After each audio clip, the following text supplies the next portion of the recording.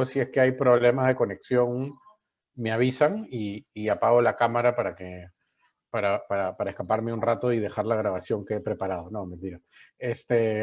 Pero bueno, esperemos pues que no haya... uno nunca sabe con el internet estos días, así que esperemos que no hayan problemas. Pero bueno, si es que hay algún problema, por favor, me avisan por el chat para ver cómo lo solucionamos. Vamos a ver. Ok. Entonces, vamos un poco, bueno, primero presentarme. Mi nombre es Juan José Hopkins. Yo soy director legal de reestructuraciones en Reestructure.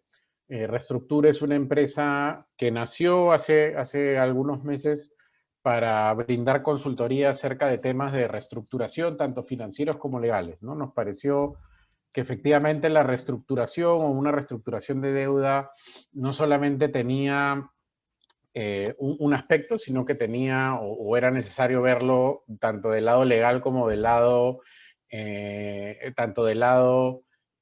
financiero, y por eso pues formamos esta empresa que engloba los dos lados y que por lo tanto pues presenta una solución integral para nuestros clientes, para que puedan salir pues de una difícil situación en la que podría pues estar generada por una crisis externa como la que estamos viviendo hoy día, ¿no? Pero bueno, un poco, a veces uno piensa que una reestructuración o que la reestructuración, o sea, lo asociamos con una palabra negativa, ¿no? Como que, oye, tiene que ser un momento en el que estoy en un problema y justo nosotros lo que queremos es darle un enfoque distinto al asunto y decirle, oye, no necesariamente una reestructuración tiene que venir en un momento de crisis o en un momento en el que me está yendo mal, sino podría ser también un producto que se utilice en el escenario en el que quiero mejorar eficiencias, en el que quiero pues, mejorar algunos procedimientos dentro de mi compañía, quiero mejorar el compliance, digamos, hay varias cosas en las que se puede entrar en un proceso de reestructuración sin necesidad pues de estar ante una crisis. Sin embargo, siendo el esquema o el momento en el que estamos en medio de una crisis y hay muchas empresas que están viendo o que están pues teniendo problemas con los pagos o con la liquidez. Obviamente acá vamos un poco a hablar acerca de pues estas alternativas o estos mecanismos legales alternativos de reestructuración que no solamente se centran en los que ya conocemos. Sin embargo, y obviamente creo que como tiene que ser, sí nos parece importante empezar por igual listar aquellas, digamos, aquellas alternativas que normalmente uno tiene en la cabeza o uno empieza a pensar cuando empieza a hablar de reestructuración de deudas, ¿no? Entonces acá, digamos, siempre es importante hablar acerca de las diferencias y de la forma como yo me tengo que acercar a mi banquero o de la forma como yo me tengo que acercar al sistema financiero, sobre todo respecto de las dos primeras, ¿no? O sea, porque no es lo mismo una reprogramación de deuda que un refinanciamiento de deuda a efectos, o tanto para términos legales como para efectos del mundo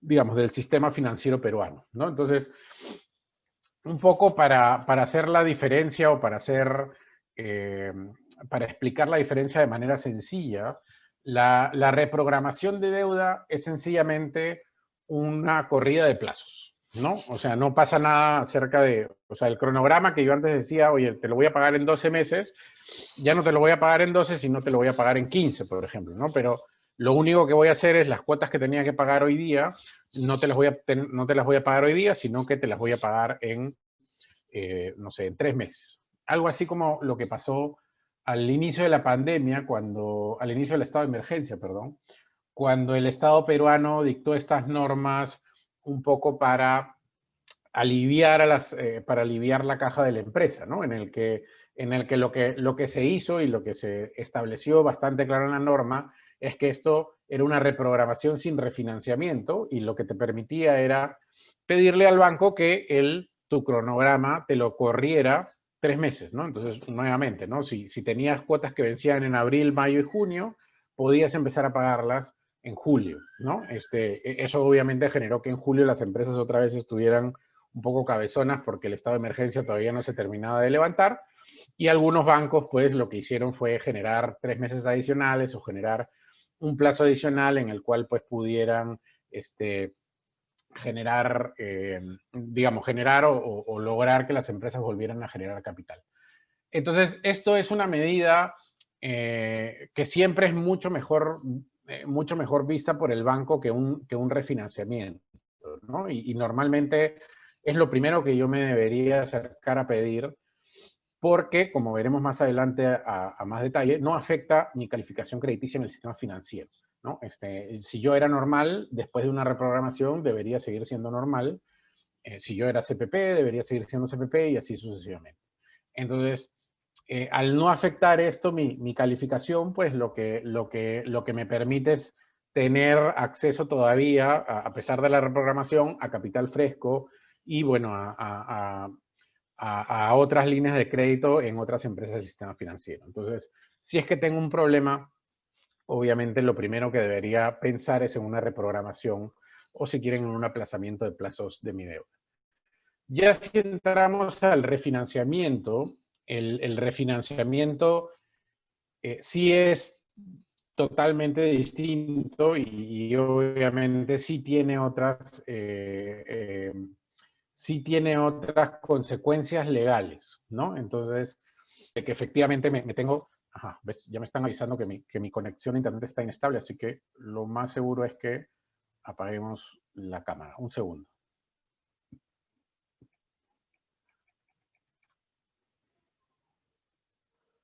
¿Dónde está el Zoom?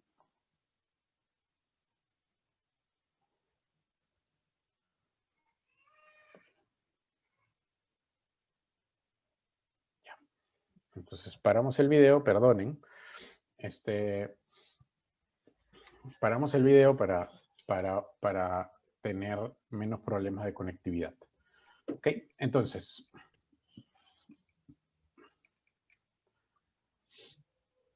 Perdón. ¿Aló? Ok. Sí se le escucha. Ok, perfecto. Entonces, como decíamos, efectivamente el refinanciamiento ya incluye digamos, sí incluye acercarme al banco para cambiar muchas más condiciones de mi deuda, no solamente el plazo, ¿no? Entonces, ya no estamos hablando solamente de correr los plazos, sino probablemente estoy hablando de que una deuda que antes tenía que pagar al corto, la empaqueto con otra de mediano y genero plazos más largos de mi deuda porque sencillamente no voy a poder pagar o ya estoy por caer en una situación de impagos, ¿no? Entonces, el refinanciamiento ya no solamente trae una corrida de plazos, sino que trae un cambio en muchas mayores condiciones de mi deuda, ¿no? Entonces, ya es una mayor negociación con el banco, ya no solamente estamos hablando de correr el cronograma, sino estoy cambiando muchas condiciones. Y acá es lo importante o el cambio, la diferencia más relevante con la reprogramación es que el refinanciamiento sí me afecta mi calidad crediticia. Entonces, normalmente no para bien, ¿no? Obviamente, si me estoy acercando al banco a refinanciarme, es porque no tengo capacidad para afrontar las deudas como están ahorita. Entonces, el banco, dependiendo del refinanciamiento que pida, me tiene que bajar mi calificación crediticia y por lo tanto,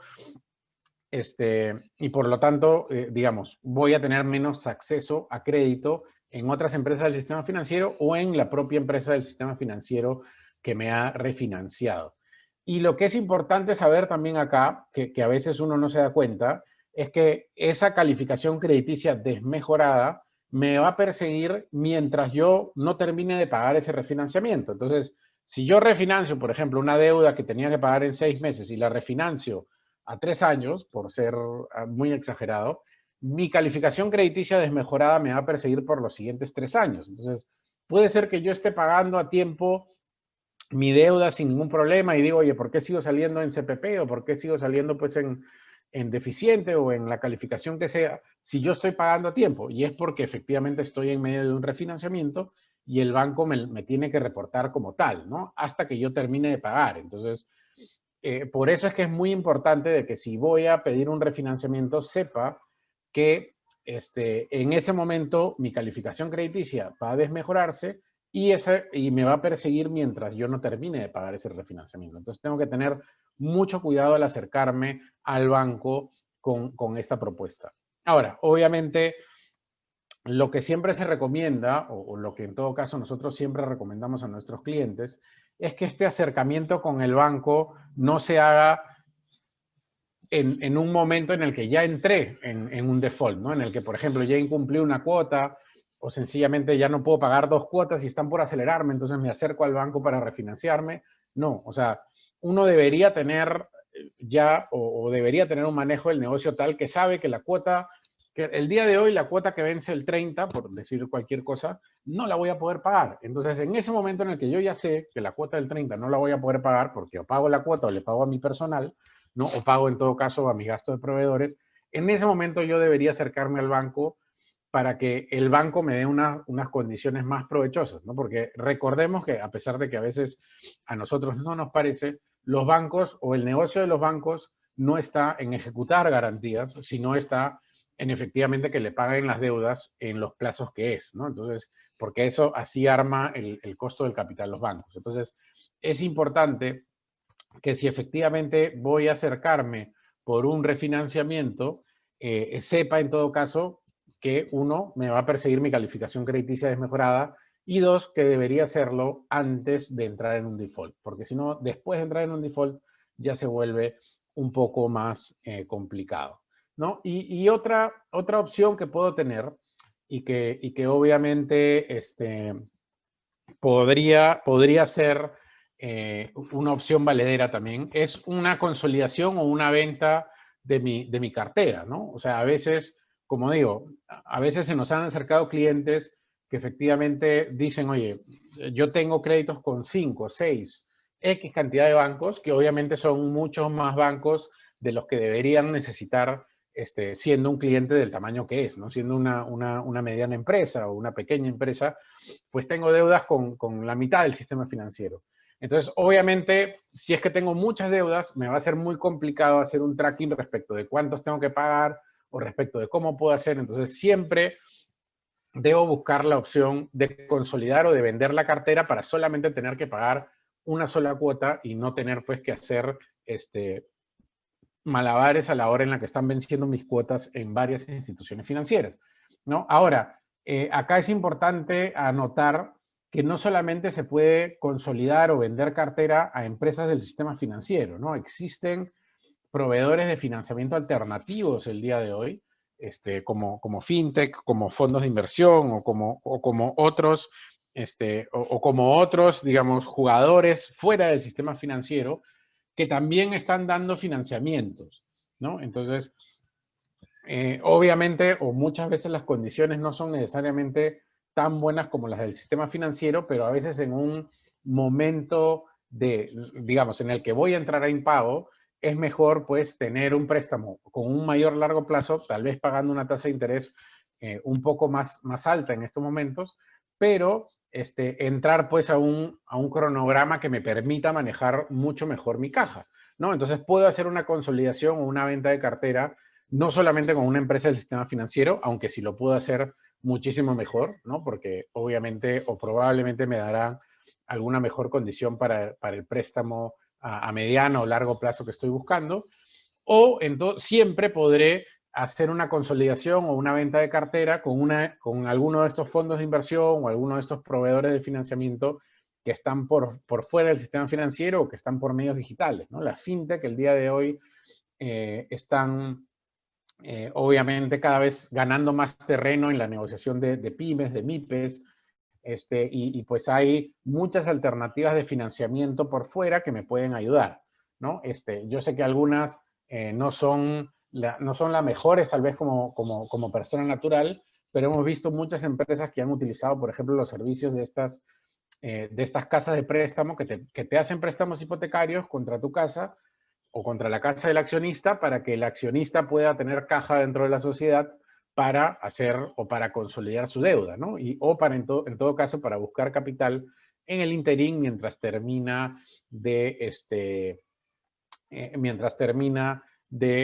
digamos, de reflotar el negocio y de salir adelante. Y las últimas dos alternativas que a veces nosotros no vemos, pero que siempre nos parece importante comentar o conversar acerca de las mismas, es, digamos, la transformación del negocio. Hemos visto, pues, y ya conversaremos acerca de cómo hizo San Antonio, cómo están haciendo algunas de estas empresas que antes hacían A y ahora pues hacen B, ¿no? Siempre tengo que estar dispuesto a ver qué otra forma o qué otra cosa puedo hacer con mi negocio. O, como dicen, ¿no? Reinventarme y ver qué hago. Ya entraremos pues a estos puntos cuando, digamos, en algunas diapositivas o en algunos momentos. Entonces, nunca debo dejar o nunca debo cerrar la puerta y decir, oye, ¿sabes qué? Mi negocio no funciona como está ahorita, entonces, bueno, cerremos la puerta, apagamos la luz o y el último que apague la luz, ¿no? Sino que podría yo ponerme a pensar y decir, oye, ¿en qué puedo usar los activos que tengo ahorita, ¿no? Sobre todo ahorita que estamos pues en esta etapa de transformación digital y que cada vez los negocios se mueven hacia lo digital y siempre se está buscando pues medidas o formas de negocio mucho más innovadoras o con un mucho mejor servicio para el cliente, que siempre es algo que debemos evaluar. Pero bueno, respecto digamos, de estos puntos que son normalmente la forma como yo refinancio digamos, estos 4 puntos, refinancio o reestructuro mi deuda, hay uno que normalmente, digamos, que en otros países de Latinoamérica se utiliza mucho, pero que acá en el Perú no lo tenemos regulado, tal vez por eso, y no veo a muchas personas conversando sobre el mismo, ¿no? Y yo creo, en todo caso, que no es necesaria una regulación para poder utilizarlo, porque lo hemos visto y digamos, hay muchos estudios que ven materias concursales que lo usan, o muchos reestructuradores, que lo usan, pero que no se le publicita para que las empresas sepan que es una posibilidad latente hacerlo, ¿no? Entonces, el nombre que estoy usando es el nombre que se le puso en Colombia, que es en Colombia sí es un tema que está regulado, que es un acuerdo privado de reestructuración de pasivos, ¿no? Entonces, y la pregunta que hago ahí es un poco abierta porque efectivamente es, oye, ¿qué es un acuerdo privado de reestructuración de pasivos, no? O sea, porque yo siempre pienso, o cada vez que pienso en una reestructuración, pienso en un procedimiento concursal, pienso pienso en algo adicional que efectivamente tengo que llevarme, tengo que irme Indecopy para reestructurar mis pasivos. Y no necesariamente es así. En la crisis anterior, hace 10 años creo, efectivamente yo en esa época trabajaba en la fiduciaria y en la fiduciaria llegaron muchas empresas que habían llegado a acuerdos con sus acreedores, ¿no? Entonces, que efectivamente lo que habían hecho es, ok, vamos a sincerarnos, ¿no? O sea, nos sentamos, tenemos deudas por X cantidad de plata, tenemos ingresos por Y cantidad de plata, y obviamente, como estábamos funcionando previos a la crisis, no va a seguir funcionando como ahora en este momento en el que estamos post-crisis y hay unas ventas distintas y hay otras condiciones de mercado, hay otras condiciones de pago, la gente no está comprando tanto, ¿no? Entonces, obviamente las condiciones o las reglas del juego han cambiado. Y eso no solamente es claro para nosotros, sino es claro también para nuestros acreedores, ¿no? Que también obviamente saben que en este caso las reglas de juego pueden ser pues complicadas. Entonces, en ese caso, lo que puedo hacer, o lo que me faculta, como decía la ley en otras jurisdicciones, pero acá no, pero que igual lo puedo hacer, es sentarme con ellos y llegar a un acuerdo, ¿no? Entonces, llegar a un acuerdo en el que, si quieren llamarlo así, o en algún momento algún abogado concursalista lo llamó así, hacer un Indecopy privado, ¿no? Entonces, en vez de tener que irme Indecopy para hablar de un procedimiento concursal, lo que hago es armo alguna especie de Indecopy privado, ¿no? En el que genero pues una mesa de negociación con todos mis acreedores y pues me siento con ellos y voy hablando con ellos y voy llegando a acuerdos respecto de qué cosa vamos a hacer en adelante, ¿no? Entonces, oye, ¿eso qué me puede costar? Efectivamente me puede costar dar algunas garantías adicionales, me puede costar poner algunos controles, me puede costar poner cosas en fideicomiso, o sea, me puede costar, obviamente, al ser esto una negociación, voy a tener yo que darle una mayor seguridad a mis acreedores respecto del pago. Pero también obviamente me va a generar que pueda yo negociar condiciones con ellos que me generen o que me permitan hacer frente a mis obligaciones de acá en adelante. Porque obviamente, como decíamos, a veces las condiciones del mercado, al haber cambiado las reglas de juego, no me permiten, pues, hacer, no me permiten hacer, perdón, alguien está rayando en la pantalla, no sé si podemos, impedir que se raye en la pantalla o por favor sin rayar en la pantalla. Sí, ahora lo veo. Gracias. Entonces, obviamente, la idea es generar pues esta mesa de negociación en la que yo voy a limitar, obviamente, o voy a entregar algunas cosas que me permitirán llegar a acuerdos con los acreedores y además, bueno, en todo caso los acreedores también pues regalarán o otorgarán algunas cosas que me permitirá a mí salir adelante o seguir pues con el negocio, ¿no? Entonces, ¿qué tengo que hacer? Obviamente, lo primero que tengo que hacer es decidir con qué acreedores me voy a sentar, ¿no? Porque no tengo que convocar, o mi primera reacción sería, oye, voy a convocar a todos mis acreedores, pero tal vez hay acreedores con los que no me tengo que sentar, ¿no? Entonces, oye, tal vez no necesito sentarme, digamos, Indecopy me fuerza pues a llamar a laborales, a llamar a proveedores, a llamar a financieros, a llamar, digamos, todo, perro, gato y pericote, ¿no? Acá tal vez yo no necesito llamar a todos los acreedores, porque tal vez sí mi caja sí va a dar o mis ingresos sí van a dar para pagar para pagar a mis laborales, ¿no? Entonces, oye, obviamente no tengo que llamar a mis laborales para hacer los pagos. Y tal vez solamente tengo que llamar a mis acreedores financieros, entonces me siento con los bancos con los que tengo para llegar a un acuerdo en el que, digamos, reestructuramos o en todo caso refinanciamos los pasivos, ¿no? O tal vez solamente tengo que llamar a algunos acreedores o algunos proveedores para que me den mejores condiciones de pago, ¿no? Oye, mis clientes se están demorando, ya no me están pagando en 30 días, sino me están pagando en 45, 60, así que no tengo la caja y veo nuevamente cómo hago para hacer estos pagos y para lograr que no haya pues mañana más tarde un problema en mi caja o un problema de incumplimientos en el pago, ¿no? Entonces, tengo que ver efectivamente a qué acreedores tengo que convocar.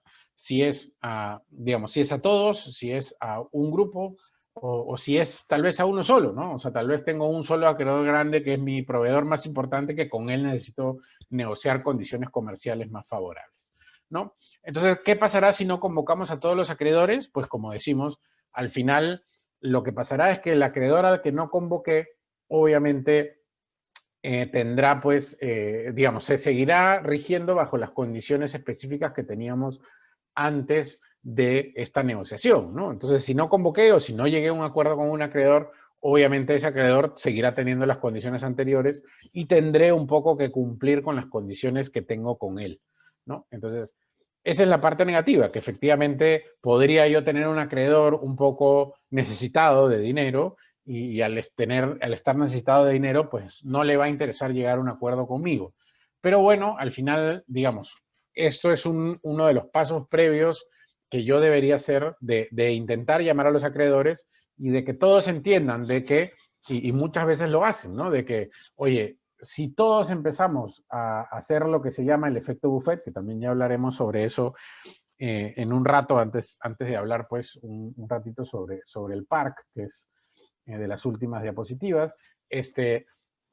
Antes de generar todos y empezar a arrancarnos a la compañía por partes, probablemente la compañía o la empresa vale más como empresa, ¿no? Y hay mucho más posibilidad de cobrar si es que dejamos que la empresa siga funcionando a que si la empezamos a despedazar por sus activos, ¿no? Que en ese caso normalmente, pues obviamente vamos a salir perdiendo todos. Entonces, la idea de este acuerdo, como para resumir, la idea de este acuerdo privado de reestructuración de pasivos es efectivamente lograr pues un acuerdo con mis acreedores en el que podamos o negociemos mejores condiciones a cambio, obviamente, de algo, ¿no? O sea, algo me van a pedir, no es que sencillamente les van a hacer del corazón darme mejores condiciones, sino que probablemente les vaya a tener que dar una mejor garantía o probablemente les vaya a tener que dar pues algún tipo de seguridad respecto de mis pagos o algún tipo de adelanto, ¿no? Entonces, siempre es una posibilidad, efectivamente, sentarme con mis acreedores y llegar o negociar un acuerdo con ellos, a pesar de que esto no esté regulado en ningún lado, ¿no? Entonces, ese siempre debería ser el primer camino. ¿Ok? Otra de las cosas, otra de las cosas que siempre debo tener en la cabeza a la hora en la que estoy haciendo en el que estoy evaluando algún proceso de reorganización o de reestructuración, perdón, es obviamente hacer alguna especie de reorganización societaria, ¿no?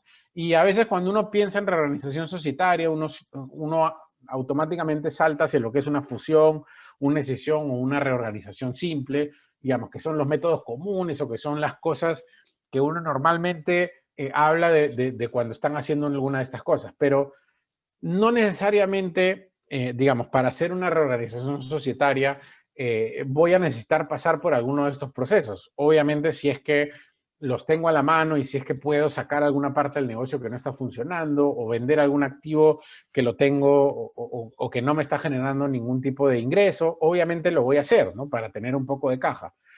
Pero ahí quiero ir un poquito más allá de lo que podría ser una reorganización societaria, ¿no?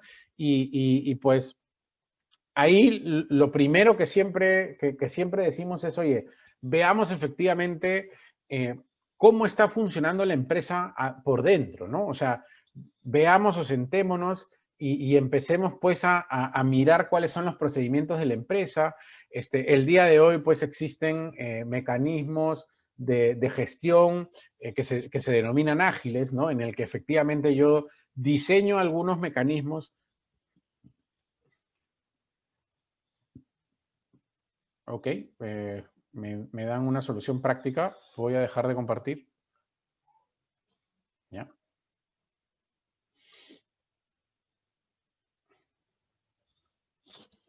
Muchas gracias.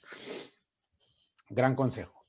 Entonces, al final, efectivamente, digamos, no solamente me tengo que quedar en esta parte de las fusiones, de las decisiones o de las reorganizaciones simples, sino que me puedo meter a ver cómo está estructurado mi negocio hacia la interna, ¿no? O sea, ver de conseguir algún experto o alguien que me ayude, pues, a hacer evaluaciones acerca de redundancias, por ejemplo, ¿no? O sea, muchas veces nosotros hemos visto negocios en los que sencillamente, pues, digamos, para acomodar o para sacar algunas cosas se necesitaba la autorización de todos, ¿no? Desde el más abajo hasta el más arriba, lo cual a veces demoraba los envíos o demoraba las salidas, o sencillamente, pues, habían dos personas que estaban haciendo lo mismo y se estaban quemando recursos en algún procedimiento que estaba redundante, no sé, entonces digamos, ejemplos pueden haber muchos respecto de procesos o de aprobaciones a la interna de la compañía, pero al final efectivamente lo que en este punto se dice es, oye, una visión global de cuáles son tus procedimientos a la interna para ver efectivamente dónde pueden haber demoras o dónde pueden haber mecanismos en los que acorte el tiempo de producción o el tiempo de cobranza o por ejemplo, algo que nos pasa acá me meto a los ejemplos de empresas de servicios, ¿no? ¿Qué nos pasa a los abogados o qué nos pasa a las empresas de servicios? Pues muchas veces la decisión de facturar un servicio que ya está terminado se demora porque sencillamente la persona a cargo no pasó o no hizo la solicitud a tiempo o no llenó los papeles que tenía que llenar a tiempo, entonces no se facturó y por lo tanto al no facturarse, pues a pesar de que el trabajo estaba terminado, nunca se cobró al cliente y no había ingresos. Entonces empiezas a ver que hay dónde pueden estar las ineficiencias dentro de tus procedimientos internos o dónde pueden estar los fallos o las fallas o en todo caso las redundancias en las que tengo pues varias personas haciendo lo mismo para hacer más ligera, más ágil y más sencilla tu empresa, ¿no? Entonces de esa manera puedo yo pues hacer una reorganización societaria, si quieren llamarlo así, sin necesidad de pues hacer una fusión o de escindirme o de hacer algo, sino que tengo que buscar a alguien que me ayude pues a la revisión de estos procesos, ¿no? Y ahí también, ahora que están de moda, pues todos los temas de compliance y buen gobierno corporativo digamos, todas estas cosas en las que el directorio cada vez asume más responsabilidad o en las que el gerente general ya tiene mucha responsabilidad respecto de temas, de temas de gestión de la empresa.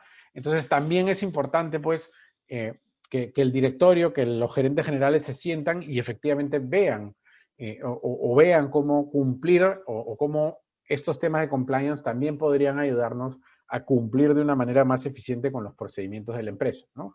Al final, efectivamente, todos sabemos que compliance significa burocracia o significa, en todo caso, pues tener en papeles todas las cosas que podríamos tener, pero igual, obviamente, hay que siempre, cuando estamos implementando esos temas de compliance, también buscar dónde están o evitar, en todo caso, las ineficiencias respecto de mis procedimientos internos y respecto de que los papeles pues se tengan que ir a muchos lados, ¿no? Y por último, lo que hemos visto en muchas empresas o a veces hemos visto en la forma como están desarrolladas algunas empresas es que, oye, sus estructuras de poderes son súper complicadas, ¿no? O sea, en el día a día, pues necesito X cantidad de soles o X cantidad de dólares y para conseguir ese monto de dinero tengo que conseguir firma de todo el mundo, ¿no? Entonces, oye, tengo que irme donde el gerente de finanzas, tengo que irme donde el gerente general, tengo que irme, o sea, y en estos tiempos en el que probablemente muchas de nosotros no estamos en la oficina,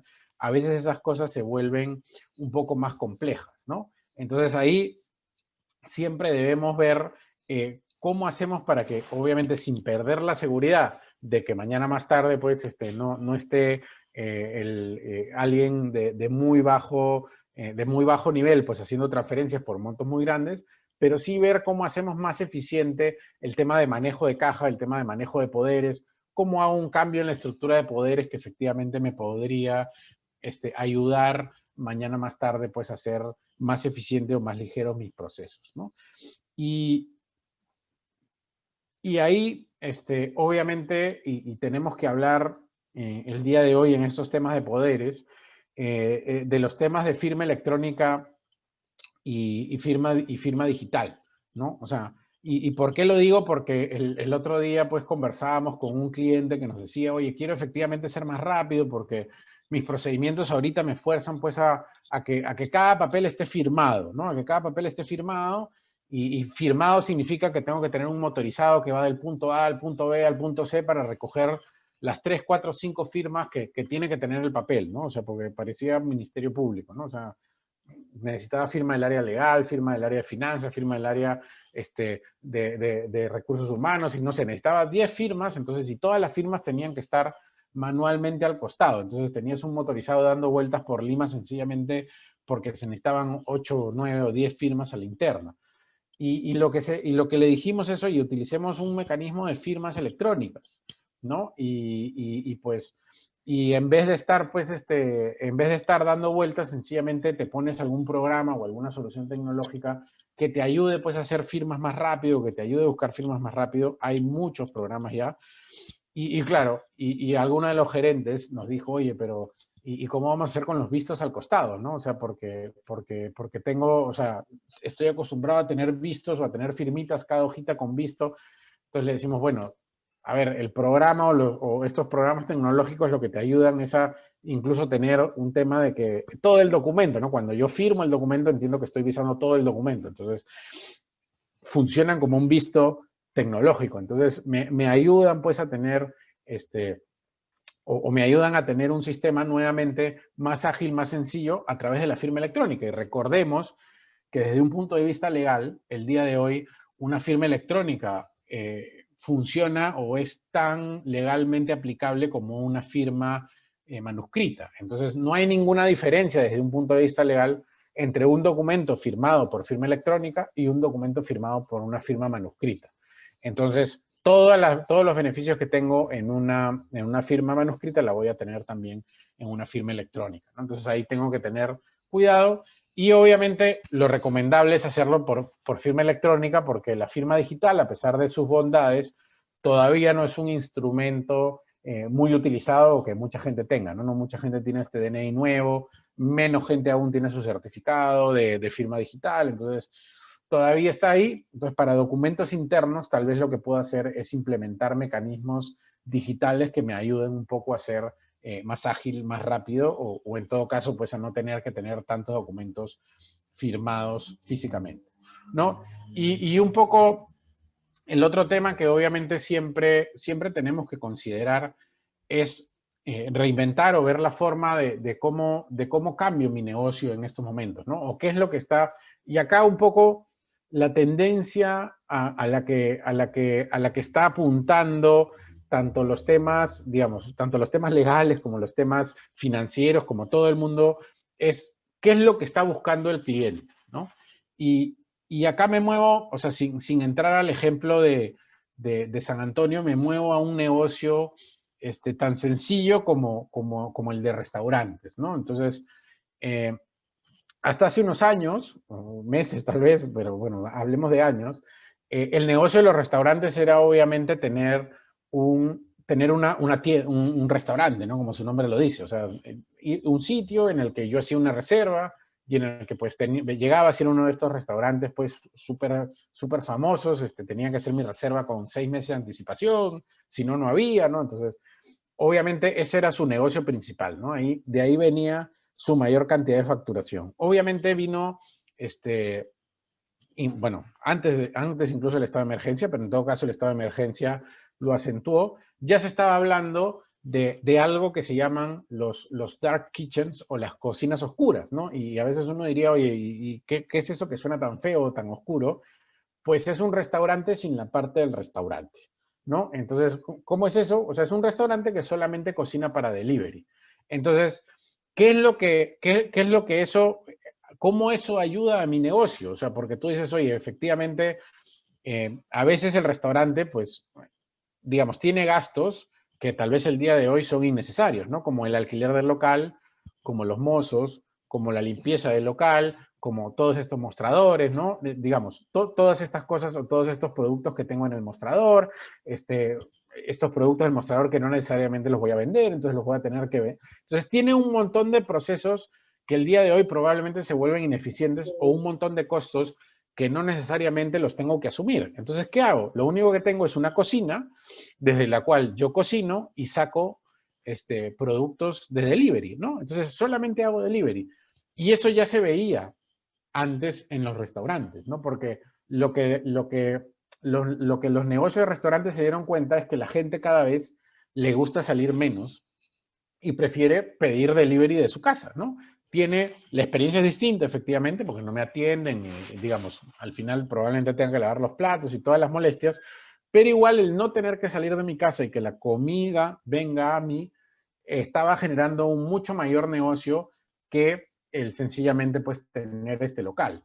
Entonces, desde ese momento los restaurantes empezaron a aplicar o empezaron a hacer esto que se llamaba Dark Kitchen y ya tenías pues, no solamente tenías que, si pedías del restaurante X, no te venía pues del local del restaurante X, sino te venía de otro lado, que era su cocina, su Dark Kitchen, era solamente su cocina y te mandaba, ¿no? Y si ustedes van pues a algunos centros comerciales, ya hay algunas cosas que se llaman el coworking de cocina, ¿no? O los kitchens o los coworking de cocina, en el que tienes varios restaurantes compartiendo cocinas, compartiendo implementos, y desde ahí pues puedes hacer delivery de varias cosas, ¿no? Entonces te ahorras bastantes costos, el plato lo vendes al mismo precio que lo vendías en tu restaurante, pero no te cuesta el mozo, no te cuesta el restaurante, o sea, hay un montón de cosas que te ahorras y obviamente eso genera una mayor eficiencia en el negocio.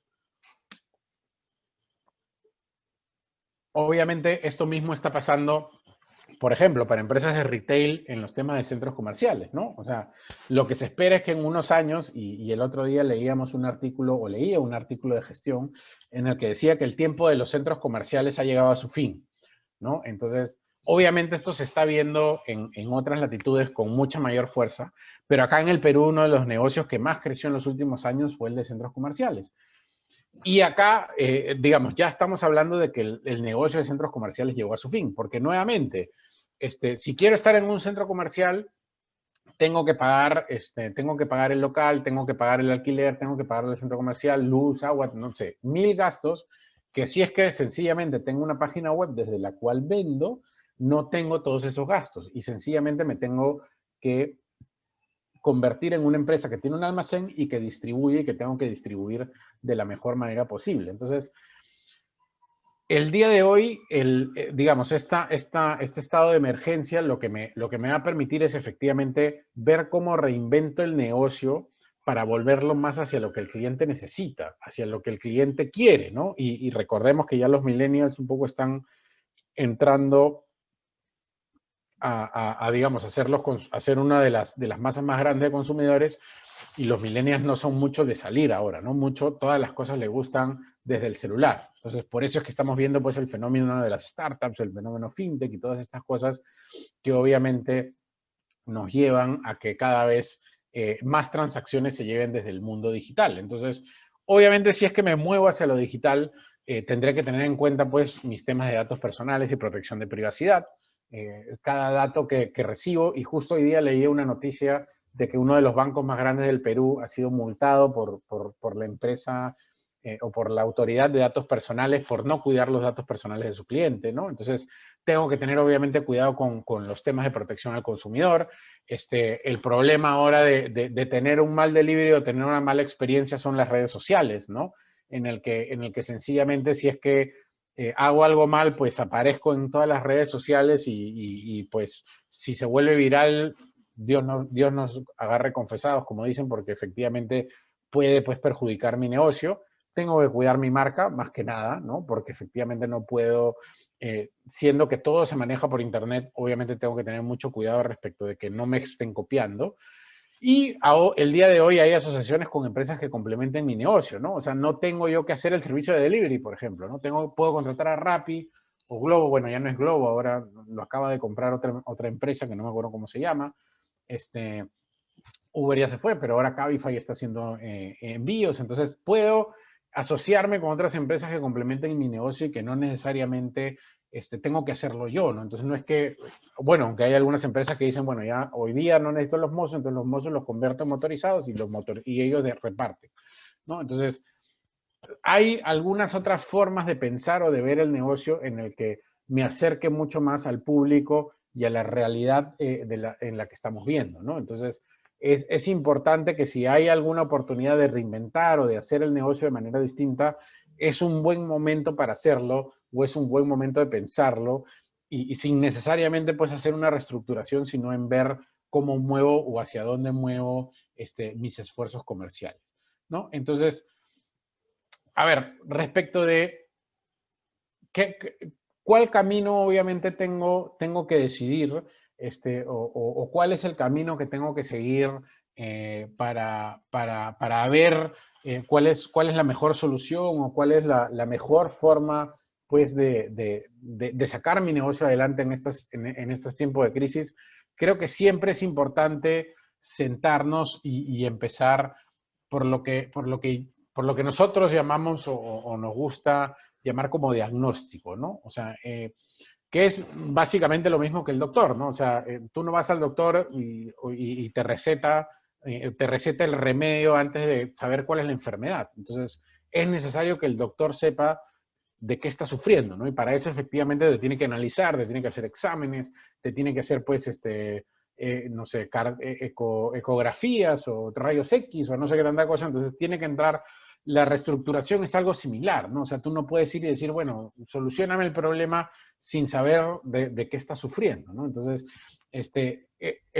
digamos, la idea es empezar, conocer la empresa, ver sus procedimientos, empezar a escarbar cuáles son sus problemas, por dónde está, y en base a eso, una vez que se conoce la enfermedad, o se conoce obviamente cuáles son los problemas, lo que se puede hacer de ahí, partiendo desde ese conocimiento de la empresa, se pueden hacer pues recomendaciones acerca de cuál es la mejor forma de conseguir o de sacar la empresa adelante, ¿no? Y acá están pues un poco los caminos o están las vías o las posibles vías de solución que se pueden plantear desde el punto de vista legal o desde el punto de vista financiero. Entonces, obviamente es importante ir en orden, porque como digo, esto es como un tema médico, ¿no? Yo no te puedo decir, bueno, sí, tómate estas pastillas si es que yo no te he hecho exámenes para ver qué es lo que tienes. Y justamente lo que todos los médicos te dicen que es contraproducente, ¿no? O sea, oye, chis y vas y te compras antibióticos, ¿no? Porque automáticamente sientes que un resfriado se cura con antibióticos. Entonces no es así, ¿no?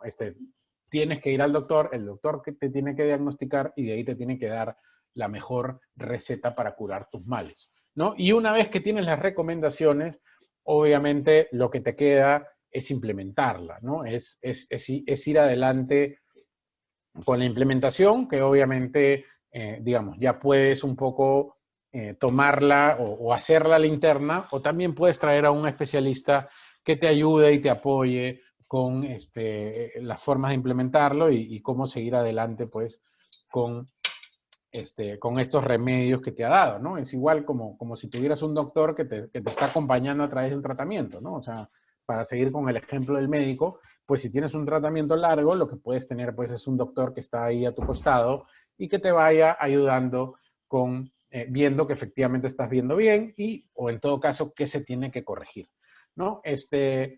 Las consecuencias ahí un poco, como decíamos, de un refinanciamiento, de una reestructuración, normalmente van a incluir que pues tengas que dar algunas fianzas, algunas garantías personales adicionales, algunas hipotecas sobre bienes fuera del negocio, ¿no? O sobre bienes que no tienen nada que ver con el negocio. No es raro que en una refinanciación, pues, o en una reestructuración te pidan hipotecas sobre bienes de los accionistas, sobre la casa del accionista principal, sobre, no sé, etcétera. Y bueno, y obviamente algo de lo que se está hablando ahora último, y hay fiduciarios que están lanzando pues productos para refinanciar, que son los fideicomisos, ¿no?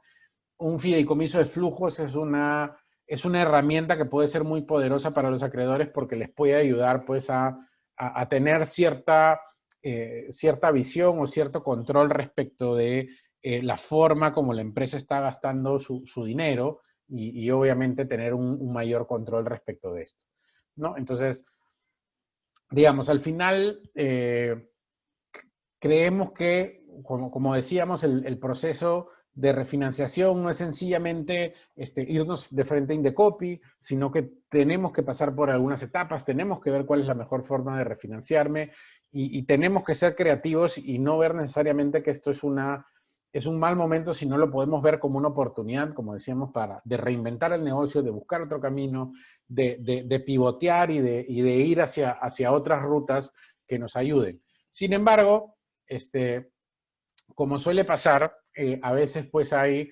escenarios en los que ya no voy a llegar o en los que ya no se da, más, ¿no? Entonces, obviamente, el gobierno sacó a principios de este año esto, y acá lo voy a tocar muy rápidamente, este proceso acelerado de refinanciación concursal, que es un poco lo que se esperaba, que es lo que digamos, la respuesta o una forma de que las empresas tienen para refinanciarse rápidamente, nuevamente, ahora sí, y utilizando medios digitales, ¿no? Entonces, importante que el plazo de vigencia es solamente hasta el 31 de diciembre del próximo año. Entonces, obviamente, si es que empiezo a entrar en crisis y lo veo un poco más largo, entonces solamente tengo hasta el próximo año para, para acogerme a este procedimiento. Ahora, También es importante saber que, oye, a veces uno dice, bueno, falta un año todavía, Juan José, me queda un montón de tiempo, el tiempo pasa muy rápido, ¿no? No se da cuenta y ya está en septiembre del 2021 pues si es que tienes problemas, es importante ver o elegir el momento exacto en el que te vas en el que te vas a acoger, ¿no? Importante que el plazo de que solamente te puedes acoger una vez, ¿no? Entonces, si ya te acogiste, por ejemplo, ahorita, entonces, y el próximo año vuelves a estar en un problema, ya no te vas a volver a poder acoger al PARC, sino vas a tener que ir a un procedimiento concursal normal y obviamente ahí siempre existe el riesgo de la liquidación o de que tengas un problema más, ¿no? El objetivo del PARC es sencillamente aprobar lo que se llama el plan de refinanciación empresarial, que es un plan que va a proteger a la empresa respecto de sus acreedores y que le va a permitir de una manera fácil, sencilla y rápida refinanciar todos los créditos que tiene, ¿no? Entonces, si es que efectivamente veo que ninguno de los otros caminos que hemos conversado funciona, puedo irme al PARC y generar pues una protección contra mis acreedores o una protección rápida para evitar pues lo que llamamos como el efecto buffet, ¿no? ¿Y qué es el efecto buffet? Pues eso, ¿no? O sea, lo que normalmente pasa en un buffet, como dicen, es, oye, en el que yo veo que me estoy sirviendo, veo que hay una cola muy larga detrás mía de gente que también se quiere servir y digo, oye, tal vez después de que venga toda esa gente no va a quedar comida de nuevo, entonces me sirvo más de lo que puedo comer. Entonces, al servirme más de lo que puedo comer, no le dejo comida a los que están detrás, ¿no? Entonces le genera un problema a los que están atrás. Los que han visto esta película española que estuvo medio de moda en Netflix, El Hoyo, me parece, o una cosa así, entenderán, ¿no? O sea, era una prisión que tenía 365 pisos y supuestamente la comida alcanzaba para los 365 pisos. Pero, ¿qué pasaba? Que los de los pisos de arriba se la comían toda y no dejaban nada para los de los pisos de abajo. Entonces, los de los pisos de abajo, pues, no tenían nada que comer, ¿no? Entonces, es una película terrible, pero es la idea, ¿no? Entonces, para evitar, pues, este efecto, obviamente, se ponen estos procedimientos para evitar, pues, que la empresa nuevamente sea despedazada o vendida por partes por los acreedores, ¿no? Las condiciones de las actividades de las empresas, perdón, acá estaba medio mal, de quienes pueden calificar, pues solamente pueden, los que están ahí, no me voy a detener mucho, quienes están normal o con problemas potenciales en el sistema financiero, o quienes no han tenido una calificación previa, ¿no? Entonces, si no ha tenido una calificación previa, se considera que estoy en normal. No puedo estar sometido a un procedimiento concursal. No estar sometido significa que el procedimiento no puede estar publicado. Si ya está publicado, mientras no esté publicado, puedo entrar.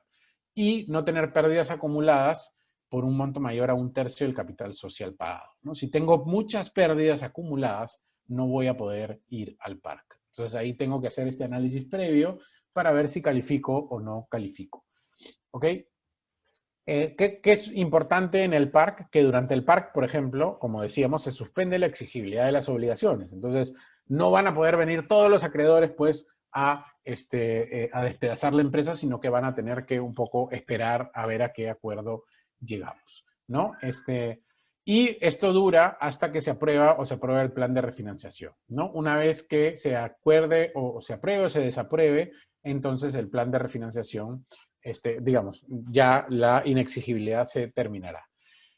Y además hace que se declare improcedente cualquier solicitud de inicio de procedimiento presentada por otros acreedores, ¿no? Entonces, si es que mañana más tarde algún acreedor me quiere meter a otro procedimiento concursal, ese procedimiento concursal quedará detenido hasta que se termine el PARC. Entonces, el PARC tendrá preferencia sobre cualquier otro procedimiento concursal que se presente más adelante. Importante que no todos los créditos van a ir al PARC, ¿no? Lo que se deja claro es que los créditos laborales y los créditos derivados de una relación de consumo no van a ser reconocidos o no van a ser parte de este procedimiento. Eso no quiere decir que no vayan a ser parte del plan de refinanciación. Igual los voy a incluir en el plan de refinanciación, nada más que estos dos créditos no van a participar de las decisiones o de lo que vaya a pasar con el plan de refinanciación empresarial. Entonces, si es que mañana más tarde no es que no los vayan a tener que pagar, sino que no van a votar, ¿no? Solamente van a votar aquellos que no sean laborales o aquellos que no sean créditos de consumo. La idea es que una vez que se convoca el PARC, se convocan a los acreedores, se reconocen a los acreedores, se arme una junta de acreedores con un único punto de agenda, que es la aprobación o desaprobación de mi plan de refinanciación empresarial. Se necesita el 50% o más del 50% del total de los créditos reconocidos para que sea aprobado, y en la sesión, que es 100% digital, todo se hace por vía digital, la convocatoria, los reconocimientos, la junta, todo, se necesita que esté un notario público que suscribe el acta, utilizando pues una modalidad de firma prevista en la legislación nacional, o sea, puede ser firma digital, puede ser firma electrónica, que es lo normal, ¿no? Entonces, lo único que necesito es un notario y todo se hace a través del sistema de Indecopi.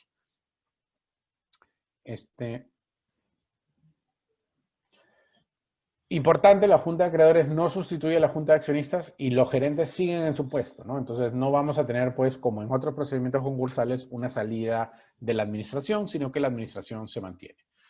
Y acá es importante, ¿no? El plan de refinanciación empresarial lo que va a hacer es refinanciar la totalidad de mis créditos, va a tratar un cronograma del pago respecto de cada clase de acreedor, va a fijar una tasa de interés aplicable a esa reprogramación, y si es que más del 30% de acreedores lo solicitan, se va a nombrar un supervisor que efectivamente se encargue de hacer seguimiento a que el plan se está cumpliendo, ¿no? Entonces, estas son las 4 cosas que se van a hacer, y una vez más es la refinanciación de la totalidad de créditos, ¿no? Incluso aquellos que no están representados como los laborales, que tienen un porcentaje fijo respecto de cuánta plata va a ir para ellos, ¿no?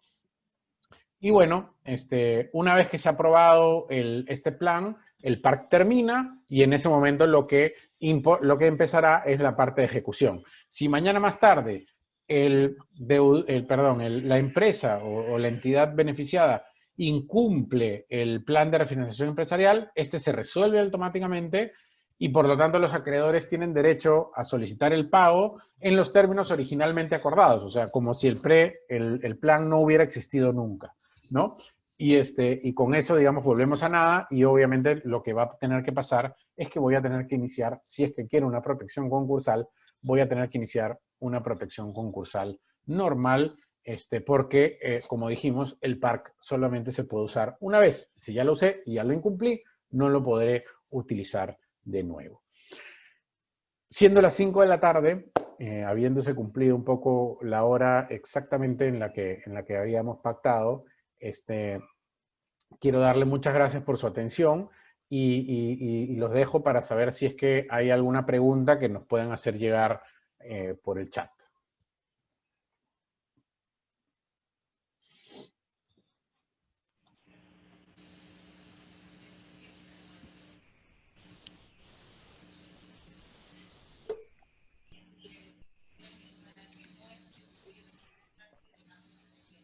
Señores, si tuvieran alguna pregunta, por favor de dejarlas en el chat para que nuestro expositor pueda absolverlas.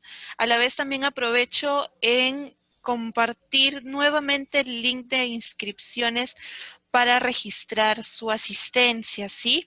A los que hayan ingresado después del inicio, les pido por favor puedan registrar sus datos en el link que les estoy compartiendo en este momento en el chat, ¿sí?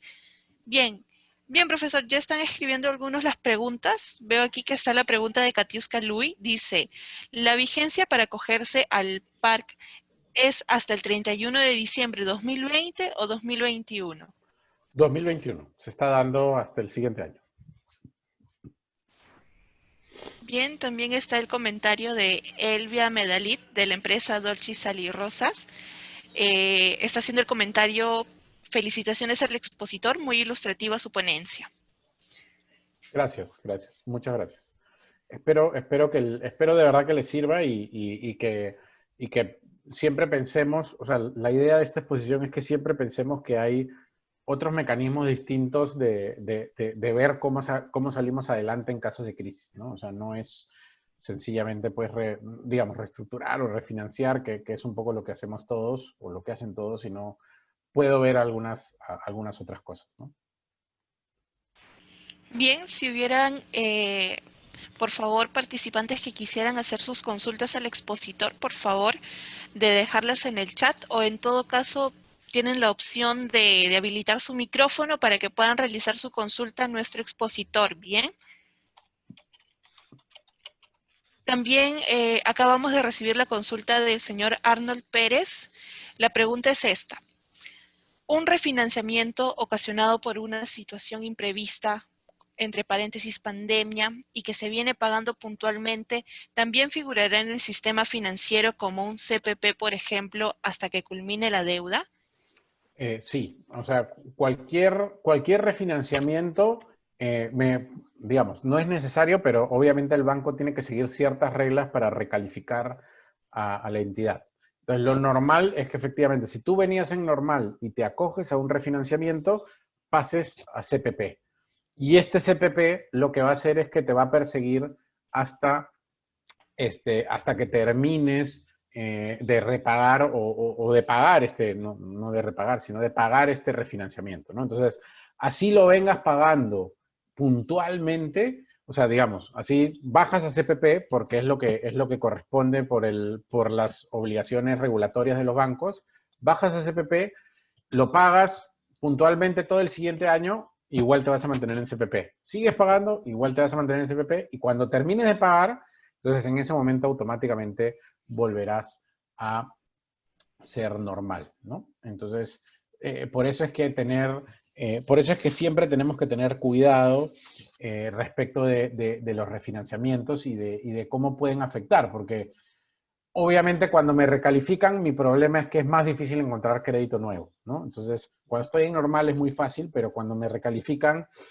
ahí ya hay otros bancos que pueden ser un poco más reacios en abrirme líneas nuevas o puede ser más difícil encontrar financiamiento en el sistema. Entonces, tengo que tener cuidado. Bien, profesor, también tenemos preguntas de Mónica Tasaico. Ella consulta si el PARC es una opción extrema y qué consecuencias tiene en la calificación.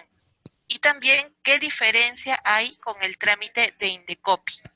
Ya. A ver, no diría, o sea, diría que no la quiero llamar extrema, pero sí diría que es de última ratio, ¿no? O sea, yo intentaría buscar algunas otras opciones antes de irme al PARC. Ahora, hay algunos casos tan serios que la única opción que queda es irme al PARC. Entonces, no, por eso no la quiero llamar extrema, pero si puede encontrar algo en medio, mejor. ¿Y por qué decimos esto?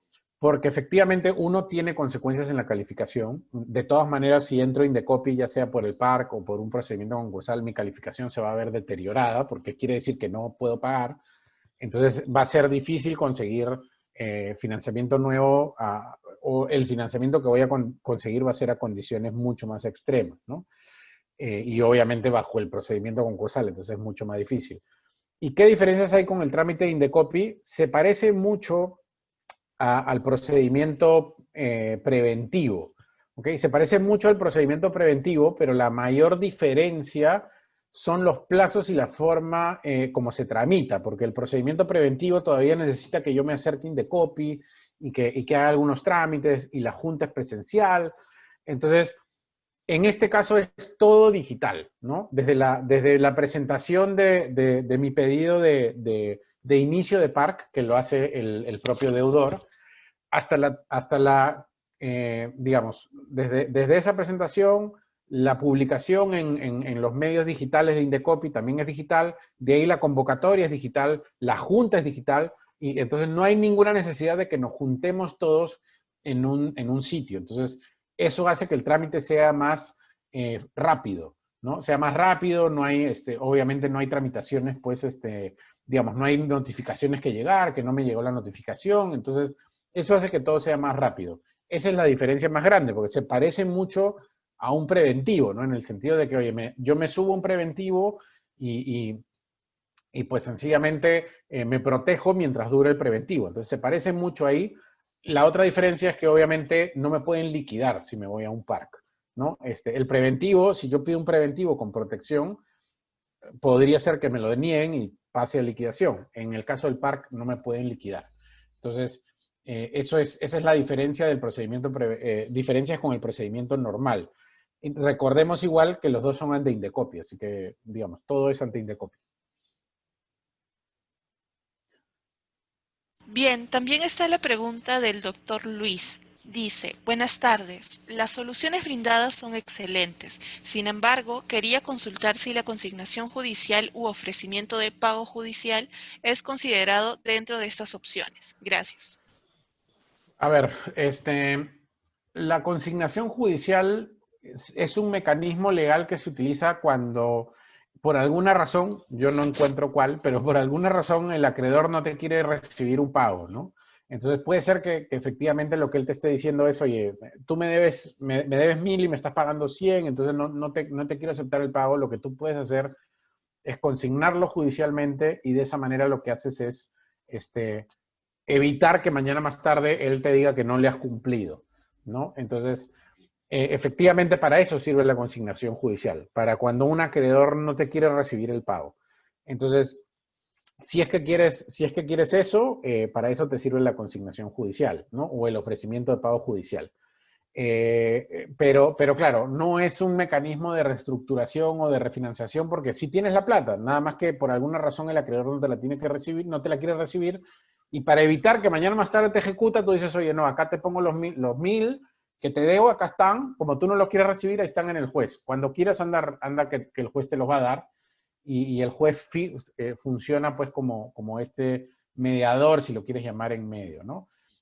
Hay una pregunta, perdón, Angelín, hay una pregunta antes respecto de si el PARC funciona. Efectivamente, a la fecha hay pocas empresas se han acogido, sencillamente porque entendemos que todavía pues estamos en el tiempo en el que Reactiva Perú todavía nos está durando, entonces todavía no tenemos pues tantos problemas financieros o económicos, pero veremos cómo va funcionando en los siguientes meses. Una vez más, como dije antes, no es un mecanismo muy distinto a cómo debería funcionar un procedimiento preventivo, así que veremos pues qué tan eficiente termina siendo en los siguientes meses, ¿no? Bien, profesor, era la pregunta de Katiuska Lui, ¿verdad? Sí, Ah, perfecto, sí, lo vi. Disculpe. no Bien, te preocupes. también está la pregunta, a ver, de Renzo. Dice, buenas tardes, gracias por la valiosa exposición. ¿Podría ser una mención adicional a la figura concursal del Indecopi privado que se regula en otras legislaciones? Ah, ya, claro, en otras legislaciones lo que hay es, digamos, que si tú efectivamente armas un Indecopi privado o empiezas a hacer un plan de refinanciamiento y llamas a todos tus acreedores, hay como una protección durante este plazo, ¿no? Que es algo que efectivamente la norma peruana no tiene, ¿no? Este, y que tal vez podría ser una medida que el gobierno llame, ¿no? O sea, que es, oye, si es que yo me acojo a un procedimiento privado de refinanciación, mientras dure ese procedimiento privado de refinanciación, que igual podría acabar en cualquier momento, los acreedores que están inmersos en este procedimiento no me pueden ejecutar, a pesar de que yo esté en incumplimiento. Obviamente esto se puede acabar, mañana más tarde un acreedor me podría decir, oye, y no estoy de acuerdo con tus reglas pues me voy a otro lado y me voy a ejecutarte, pero mientras estamos negociando no me pueden ejecutar. Entonces, eso es algo que en el Perú no hay, ¿no? Acá en el Perú podría darse el caso de que estoy negociando con un acreedor de buena fe y le estoy creyendo y por el costado me está metiendo una medida cautelar para embargarme mis activos. Eso podría pasar. Entonces, eso es una falta que efectivamente la legislación peruana tiene, pero que bueno, si entendemos que estamos negociando de buena fe, entendemos que eso no debería pasar, ¿no? Entonces, entonces obviamente hay pues ahí un tema importante o un tema de protección legislativa que acá no tenemos, pero que entendemos que si estamos negociando todos de buena fe, no debería darse, ¿no? Pero digamos, esa es la idea del Indecopi privado en otras regulaciones, ¿no? Y si lo quieren buscar, el ejemplo más cercano es el que puse ahí, el procedimiento de refinanciación privado. Está en las diapositivas, perdonen que no me acuerdo el nombre exacto ahorita, pero así se llama en Colombia, que es la regulación que más cercana tenemos, creo yo, y que más se ajustaría al tema privado. Entonces lo pueden buscar así y pueden encontrar un poco una experiencia, creo yo, exitosa respecto de este tema. Bien, vamos a dar espacio ya a las últimas 3 preguntas. La primera es de Luis Casabona. Dice, ¿qué sucede si un acreedor no se da por notificado y luego de aprobado el PARC busca cobrar su deuda? Ya, no puede, porque desde que se publica en el boletín de Indecopi la notificación del PARC, desde ese momento se suspenden las cobranzas de deuda. Entonces, si es que mañana más tarde alguien inicia un procedimiento de cobranza por fuera del PARC, yo lo que puedo hacer es automáticamente presentar una defensa diciendo que estoy sometido a un PARC, presentando sencillamente la publicación ante Indecopi, ¿no? Entonces, con esa publicación se entiende que todos están notificados. Entonces, por eso es que hay muchos acreedores que lo que están haciendo es siempre revisando, los bancos sobre todo, revisando esas publicaciones, porque no es que Indecopi me va a tocar mi puerta y me va a decir, oye, por si acaso tu acreedor X ha iniciado un proceso concursal. No, sino que va a salir publicado en el boletín oficial, en el boletín electrónico de Indecopi. Entonces, siempre tengo que estar chequeando por si acaso.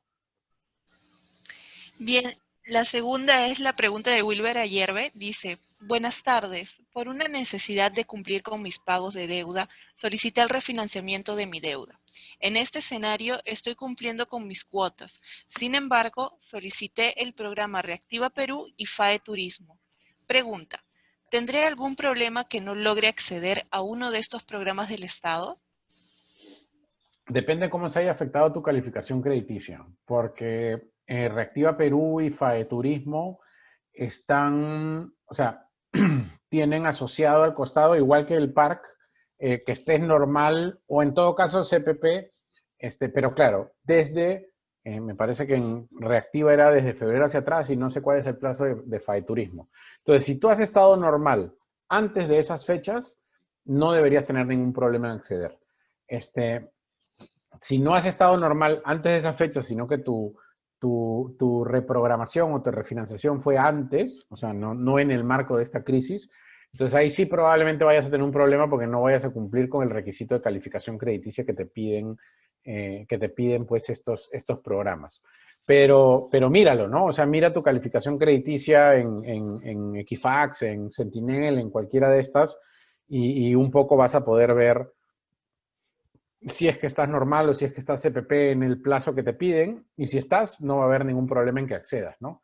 Igual, obviamente, va a depender un poco, y esa es la crítica que siempre se le hizo al gobierno, va a depender de la entidad financiera de si te dan o no te dan el financiamiento, ¿no? Entonces, porque claro, el banco podría ver y decir, oye, tengo X cantidad de clientes que están normales y tengo este que está con problemas, entonces prefiero darle los normales que al que está con problemas.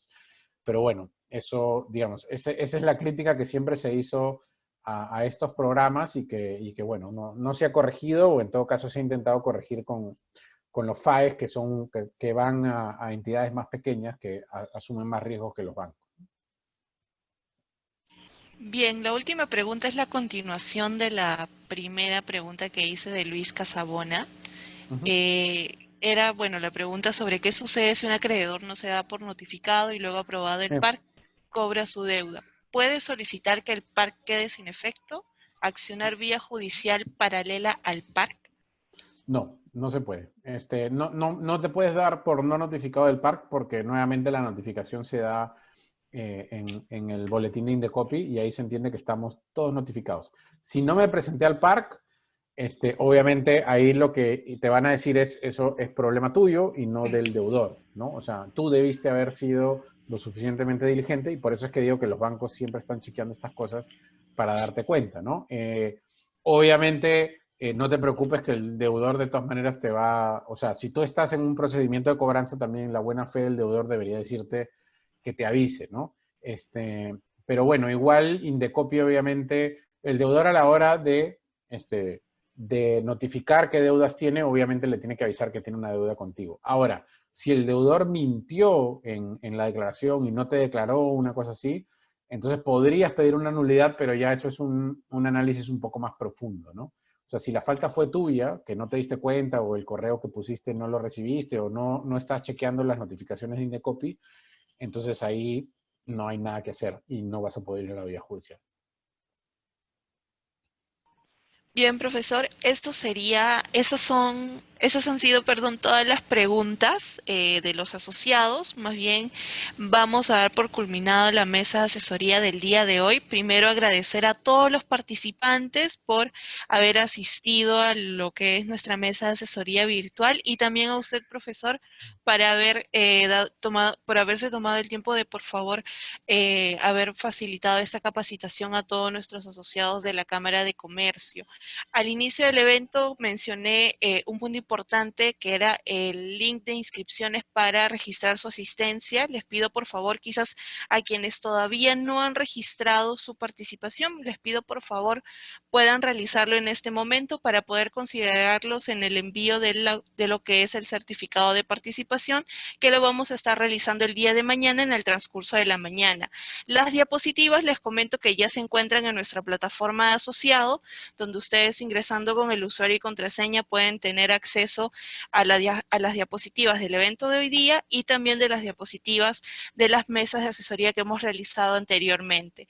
Aparte, también les comento que la grabación de la charla del día de hoy se va a encontrar en nuestra página de YouTube.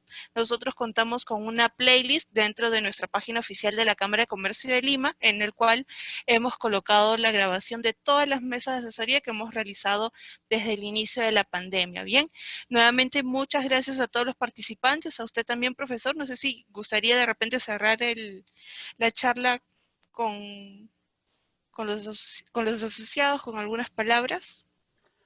No, solamente agradecer a la Cámara por la oportunidad de darles esta charla.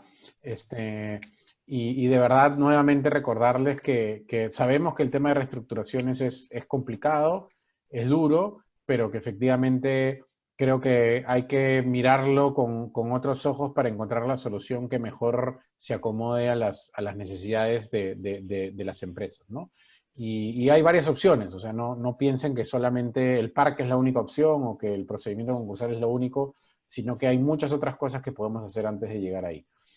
Nuevamente, muchas gracias a todos, gracias por su atención, espero que esto les haya sido útil y cualquier cosa, estamos en contacto. Muchas gracias, profesor. Muchas gracias a todos los participantes y que tengan muy buenas tardes. Hasta luego.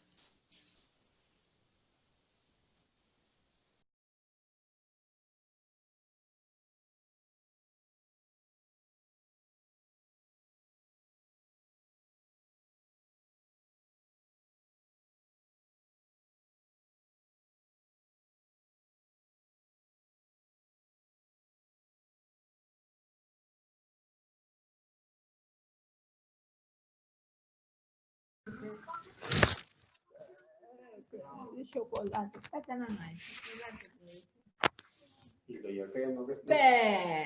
No queda ningún registro por ningún lado. En tu correo. No te mando.